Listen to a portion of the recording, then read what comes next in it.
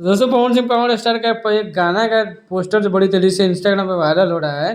तो ध्यान से देखिएगा, ये यसी फिल्म्स का गाना है और इसको लेके बहुत तेजी से फोटोज और जो है वीडियोस यूट्यूब पे भी देखने को मिल रहे होंगे आपको।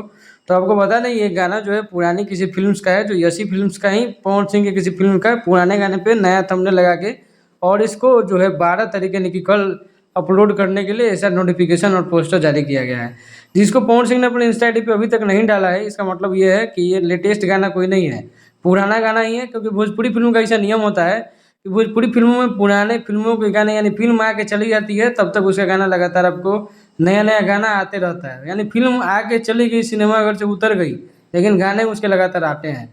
तो वही गाना गाना और इस गाने के बारे में बात करते हैं। तो गाना 12 तारीख यानी कल सुबह 6 बजे आने वाला है और इसमें जो लिरिक्स हैं वो झूलन झील का है और मधुकर आनंद इसमें म्यूजिक दिए हैं और स्वर तो पवन सिंह का ही है और जो साथ में प्रियंका सिंह की आवाज़ आपको सुनने को मिलेगी।